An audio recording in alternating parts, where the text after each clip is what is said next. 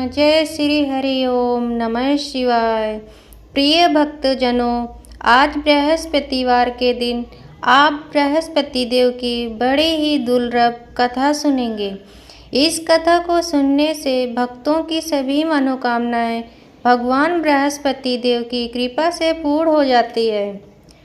तो आइए बड़े ही श्रद्धा और प्रसन्नति मन से इस कथा को सुनते हैं।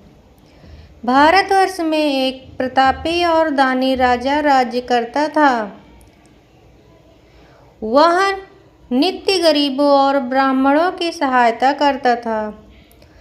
यह बात उसकी रानी को अच्छी नहीं लगती थी। वह ना ही गरीबों को दान देती, ना ही भगवान का पूजन करती थी और राजा को भी दान देने से मना किया करती थी। एक दिन राजा शिकार खेलने वन को गए हुए थे, तो रानी महल में अकेली थी।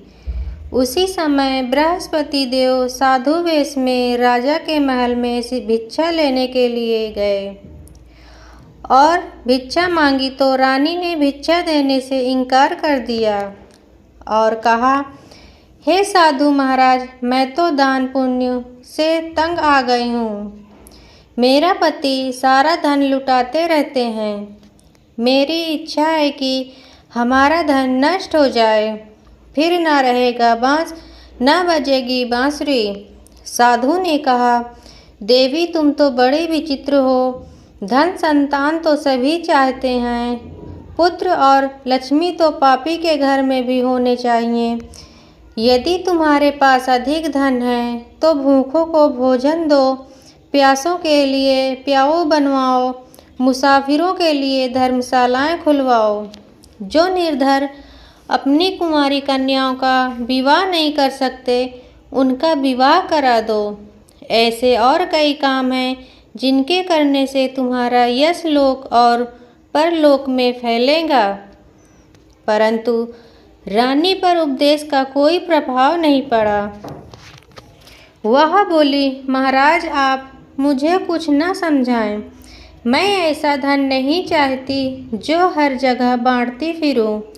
साधु ने उत्तर दिया, यदि तुम्हारी ऐसी इच्छा है तो तथास्तु। तुम ऐसा करना ही बृहस्पतिवार को घर लीपकर पीली मिट्टी से अपना सिर धोकर स्नान करना, भट्ठी चढ़ाकर कपड़े धोना।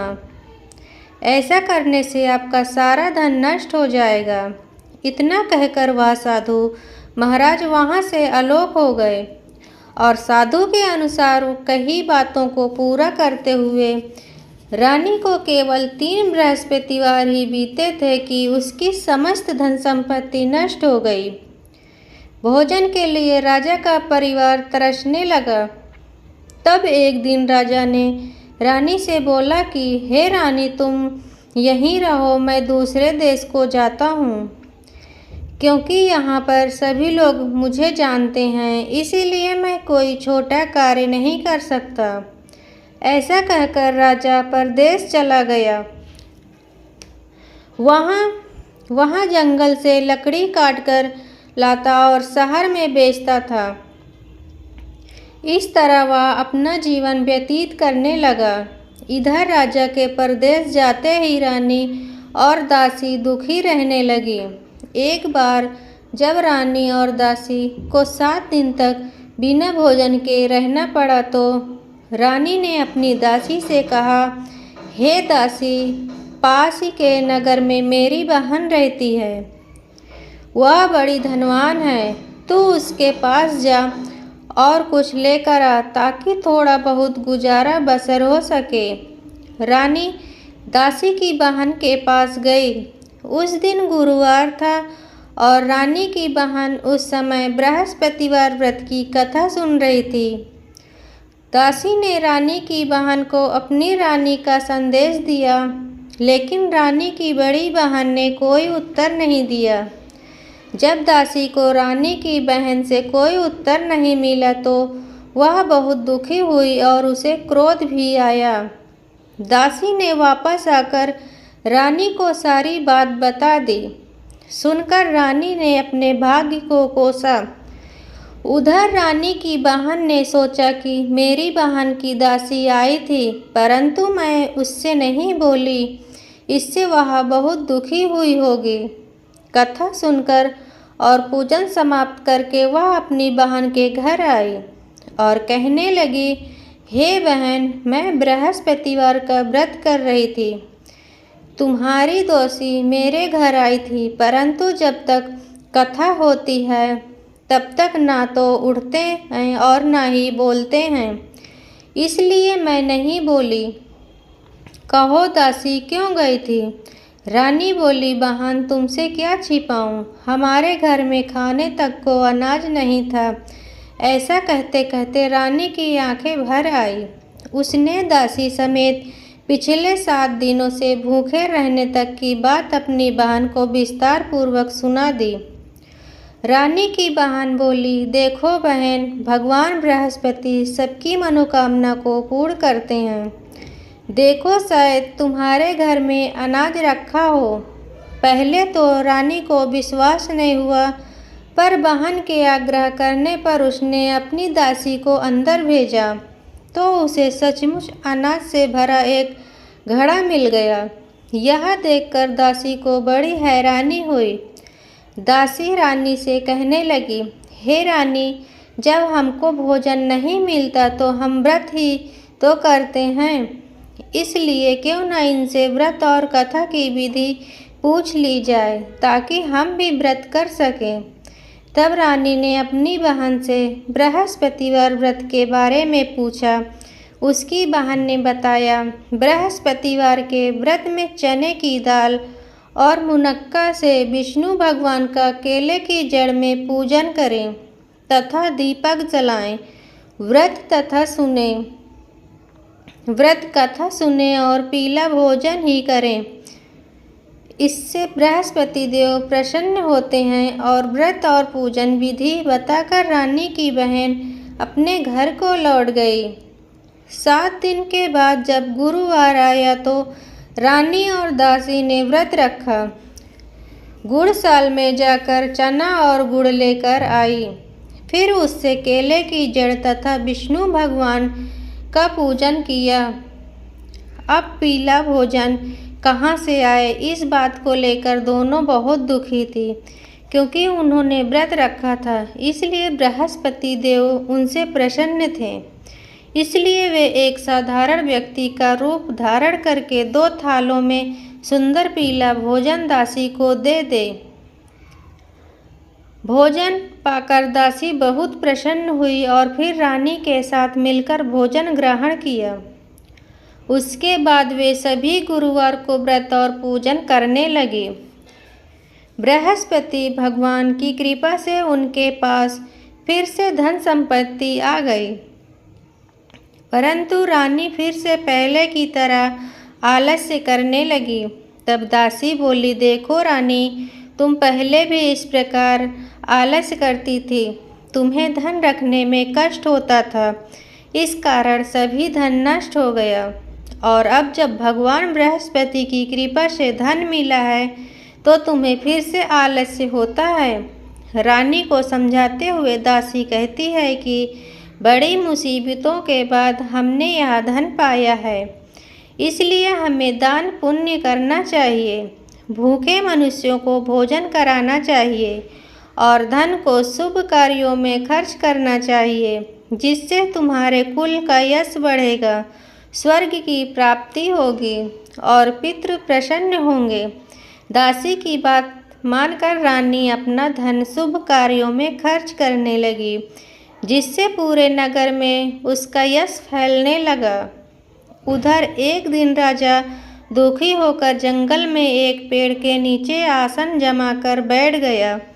वह अपनी दशा को याद करके व्याकुल होने लगा।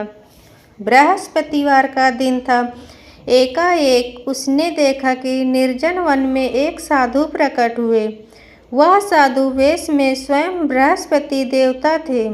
लकड़हारे के सामने आकर बोले, हे लकड़हारे, इस सुनसान जंगल में तू इतना चिंता मग्न क्यों बैठा है?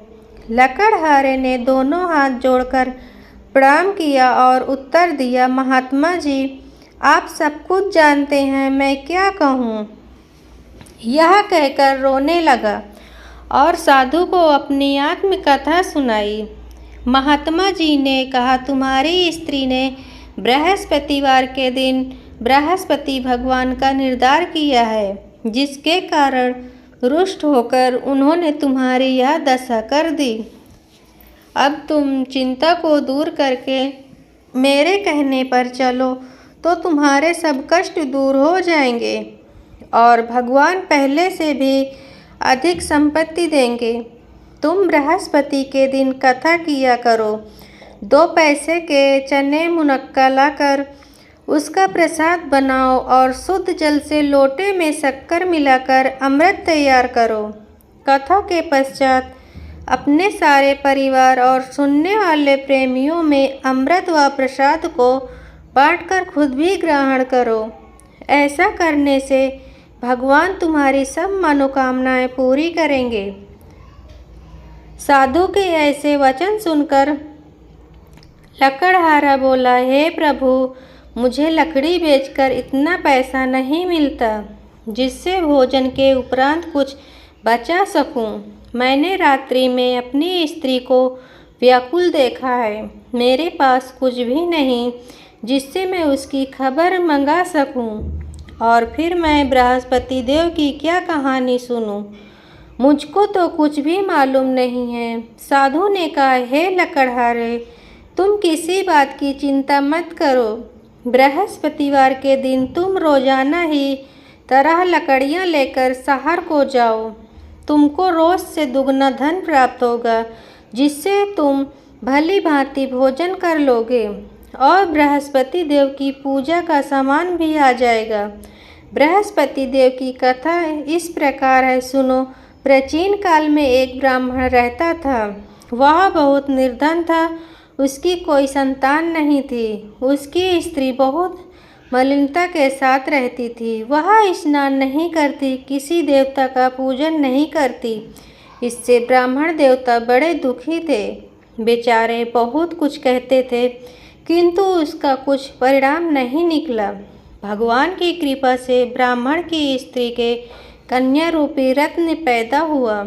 कन्या बड़ी होने पर प्रातः स्नान करके विष्णु भगवान का जाप और बृहस्पतिवार का व्रत करने लगी। अपने पूजन पाठ को समाप्त करके विद्यालय जाती थी। अपनी मुट्ठी में जो जौ भर करके ले जाती और पाठशाला के मार्ग में डालती जाती। तब ये जौ स्वर्ण के हो जाते तो लौटते समय उनको बीनकर घर ले आती। एक दिन वह बालिका सूप में उस सोने की जौ को फटक कर साफ कर रही थी कि उसके पिता ने देख लिया और कहा, हे बेटी, सोने की जौ के लिए सोने का सूप होना चाहिए। दूसरे दिन बृहस्पतिवार था। इस कन्या ने व्रत रखा और बृहस्पति देव से प्रार्थना करके कहा, मैंने आपकी पूजा सच्चे मन से की है, तो मेरे लिए सोने का सूप दे दो। बृहस्पति देव ने उसकी प्रार्थना स्वीकार कर ली। रोजाना की तरह वह कन्या जौ फैलाती हुई जाने लगी। जब लौटकर जौ बिन रही थी तो बृहस्पति देव की कृपा से सोने का सूप मिला। उसे वह घर ले आई और उसमें जौ साफ करने लगी, परंतु उसकी माँ का वही ढंग रहा। एक दिन की बात है कि वह कन्या सोने के सूप में जौ साफ कर रही थी। उस समय उस शहर का राजपुत्र वहाँ से होकर निकला।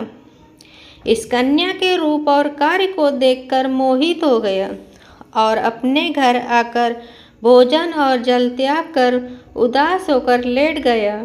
राजा को इस बात पर पता लगा तो अपने प्रधानमंत्री के साथ उसके पास गए और बोले, हे बेटा, तुम्हें किस बात का कष्ट है? किसी ने तुम्हारा अपमान किया है अथवा और कोई कारण हो सो कहो, मैं वही कार्य करूँगा जिससे तुम्हें प्रसन्नता हो। अपने पिता की राजकुमार ने बातें सुनी तो वह बोला, मुझे आपकी कृपा से किसी बात का दुख नहीं है। किसी ने मेरा अपमान नहीं किया है, परंतु मैं उस लड़की से विवाह करना चाहता हूँ जो सोने के सूप में जौ साफ कर रही थी। यह सुनकर राजा आश्चर्य में पड़ गया और बोला, हे बेटा, इस तरह की कन्या का पता तुम ही लगाओ, मैं उसके साथ तेरा विवाह अवश्य करवा दूंगा। राजकुमार ने उस लड़की के घर का पता बताया। तब मंत्री उस लड़की के घर गए और ब्राह्मण देवता को सभी हाल बताया।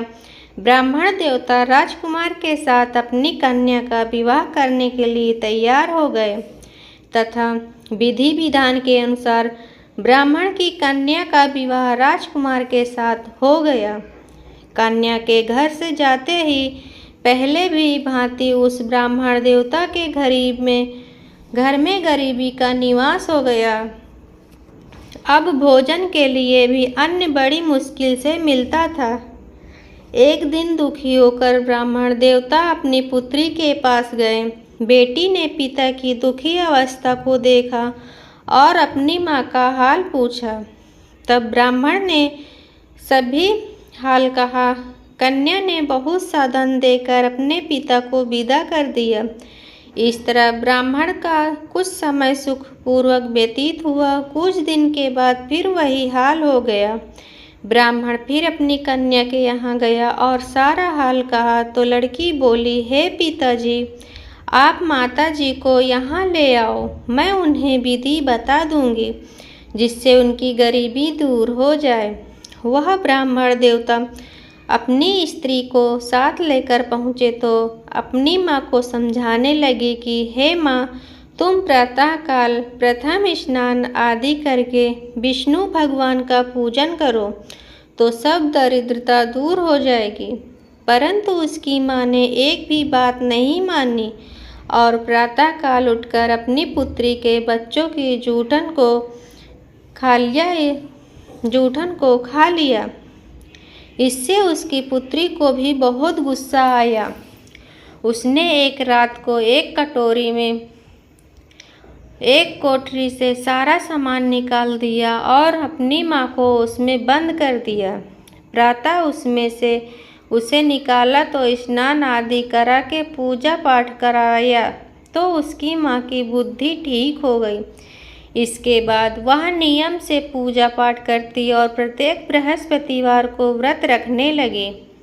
इस व्रत के प्रभाव से उसकी माता और पिता बहन बहुत ही धनवान और पुत्रवान हो गए और बृहस्पति देवता के प्रभाव से इस लोक के सुख को भोग कर अंत में स्वर्ग को प्राप्त हुए।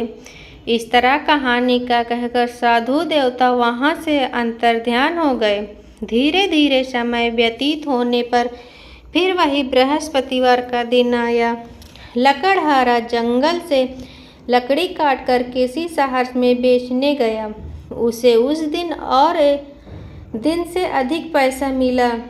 राजा ने चना गुड़ आदि लाकर गुरुवार का व्रत किया। उस दिन से उसके सभी कलेश दूर हो गए। परंतु जब दोबारा गुरुवार का दिन आया तो बृहस्पतिवार का व्रत करना भूल गया। इस कारण बृहस्पति भगवान नाराज हो गए। उस दिन उस नगर के राजा ने विशाल यज्ञ का आयोजन किया था तथा शहर में यह घोषणा करा दी कि कोई भी मनुष्य अपने घर में भोजन न बनवाए, न आग जलाए। समस्त जनता मेरे यहाँ भोजन करने आए। इस आज्ञा को देख जो न मानेगा उसी फांसी की सजा दी जाएगी। इस तरह की घोषणा संपूर्ण नगर में करवा दी गई।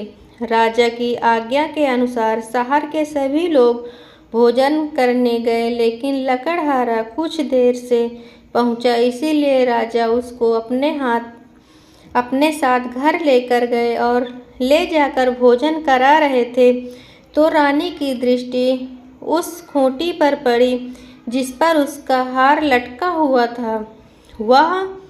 वहाँ पर दिखाई नहीं दिया। रानी ने निश्चय किया कि मेरा हार इस मनुष्य ने चुरा लिया है।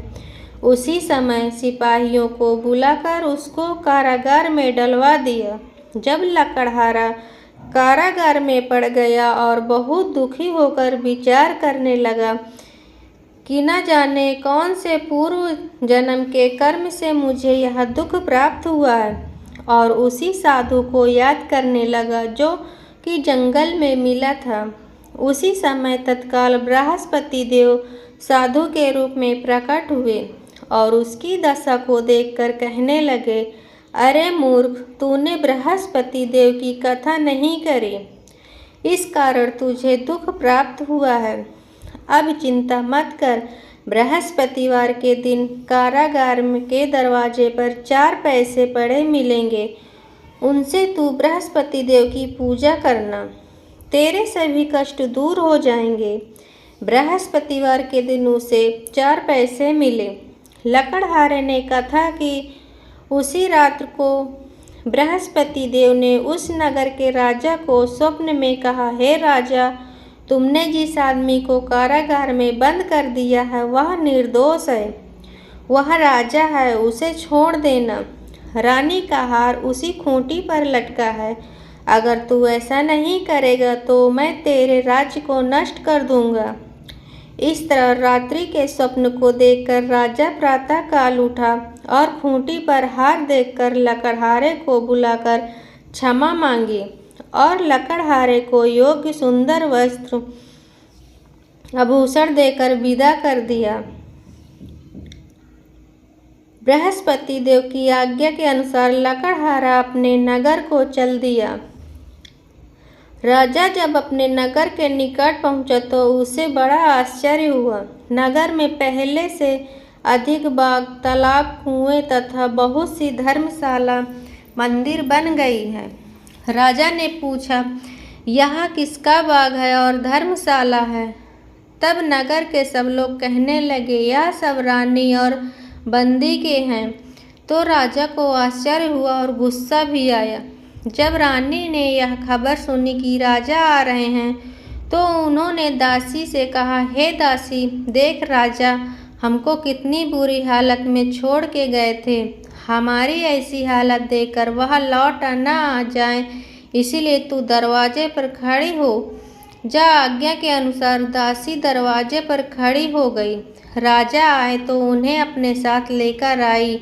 तब राजा ने क्रोध करके अपनी रानी से पूछा कि यह धन तुम्हें कैसे प्राप्त हुआ? तब उन्होंने कहा, हमें यह सब धन बृहस्पति देव के इस व्रत के प्रभाव से प्राप्त हुआ है। राजा ने निश्चय किया कि 7 रोज बाद तो सभी बृहस्पति देव का पूजन करते हैं, परंतु मैं प्रतिदिन दिन में 3 बार कहानी और रोज व्रत किया करूँगा। अब हर समय राजा के दुपट्टे में चने की दाल बंधी रहती और दिन में 3 बार कहानी कहते। एक रोज राजा ने विचार किया कि चलो अपनी बहन के यहाँ हो आए। इस तरह निश्चय करके राजा घोड़े पर सवार होकर अपनी बहन के यहाँ को चलने लगा। मार्ग में उसने देखा कि कुछ आदमी एक मुर्दे को लिए जा रहे हैं। उन्हें रोककर राजा कहने लगा, अरे भाइयों, मेरे बृहस्पति देव की कथा सुन लो। वो बोले, लो हमारा तो आदमी मर गया, इसको अपनी कथा की पड़ी है। परंतु कुछ आदमी बोले, अच्छा कहो, हम तुम्हारी कथा भी सुनेंगे। राजा ने दाल निकाली और जब कथा आधी हुई तो कि मुर्दा हिलने लग गया, और जब कथा समाप्त हो गई तो राम राम करके मनुष्य उठकर खड़ा हो गया। आगे मार्ग में उसे किसान खेत में हल चलाता मिला तो राजा ने उसे देखकर बोला, अरे भैया, तुम मेरी बृहस्पतिवार की कथा सुन लो। किसान बोला, जब तक मैं तेरी कथा सुनूंगा तब तक 4 हरैया जोत लूँगा। जा अपनी कथा किसी और को सुनाना। इस तरह राजा आगे चलने लगा। राजा ने हटते ही बैल पछाड़ खाकर गिर गए और किसान के पेट में बड़ी जोर का दर्द होने लगा। उस समय उसकी माँ रोटी लेकर आई और उसने जब यह देखा तो अपने पुत्र से सब हाल पूछा और बेटे ने सभी हाल कह दिया। तो बुढ़िया दौड़ी दौड़ी उस घुड़सवार के पास गई और उससे बोली कि मैं तेरी कथा सुनूंगी, तू अपनी कथा मेरे खेत पर चलकर ही कहना। राजा ने बुढ़िया के खेत पर जाकर कथा कही, जिसके सुनते ही वह बैल उठकर खड़े हुए तथा किसान के पेट का दर्द भी बंद हो गया। राजा अपनी बहन के घर पहुंचा। बहन ने भाई की खूब मेहमानी की। दूसरे रोज प्रातःकाल राजा जगा तो वह देखने लगा कि सब लोग भोजन कर रहे हैं। राजा ने अपनी बहन से कहा, ऐसा कोई मनुष्य है जिसने भोजन नहीं किया हो, मेरे बृहस्पतिवार की कथा सुन ले। बहन बोली, हे भैया, यह देश ऐसा है कि पहले यहाँ लोग भोजन करते हैं, बाद में अन्य काम करते हैं। अगर कोई पड़ोस में हो तो देख आऊं।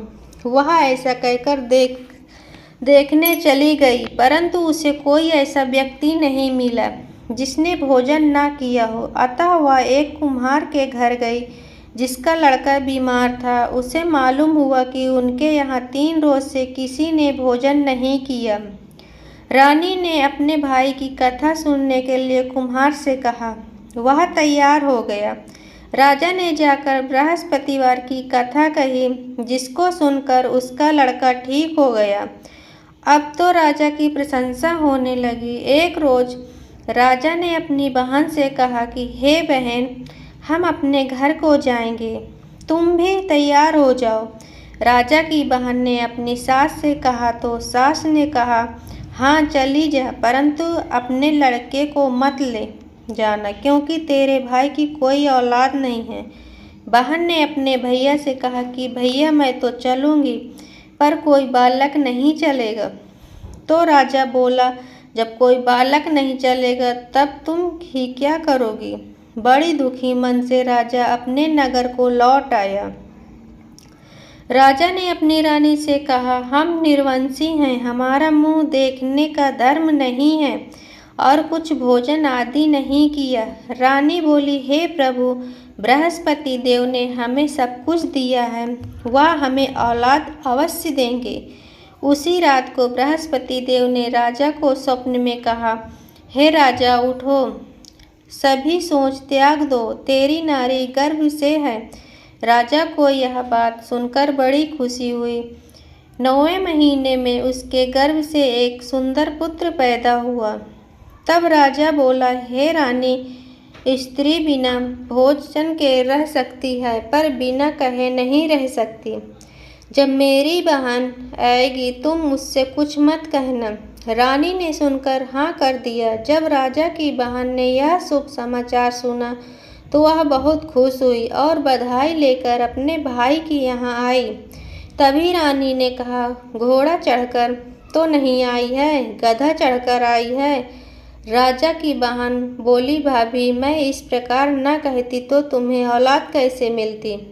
बृहस्पति देव ऐसे ही हैं जैसे कि जिसके मन में कामनाएं सभी को पूर्ण करते हैं। जो श्रद्धावन पूर्वक बृहस्पतिवार का व्रत करता है एवं कथा पढ़ता है अथवा सुनता है, दूसरों को सुनाता है, बृहस्पति देव उनकी सभी मनोकामनाएं पूर्ण करते हैं। बृहस्पति देव उनकी सदैव रक्षा करते हैं। जो संसार में श्रद्धावना और सच्चे हृदय से बृहस्पति देव का पूजन करते हैं, उनकी सभी मनोकामनाएं उसी प्रकार पूर्ण होती है जैसे राजा और रानी के बृहस्पति देव की कथा का गुणगान किया। उनकी सभी इच्छाएं बृहस्पति देव ने पूर्ण की। मनुष्य को हृदय से उनका मनन करते हुए जयकारा करना चाहिए। तो प्रेम से बोलिए, बृहस्पति देव की जय, विष्णु भगवान की जय, समस्त देवी देवताओं की जय। अब आप भगवान देव की आप लोग को हमारा वीडियो पसंद आया हो तो वीडियो को लाइक करें और शेयर करें और हमारे चैनल को सब्सक्राइब करके बेल आइकन को ऑन कर लें, जिससे कि इसी तरह का वीडियो का नोटिफिकेशन आप लोगों के पास तुरंत पहुँचे। मिलते हैं नेक्स्ट वीडियो में।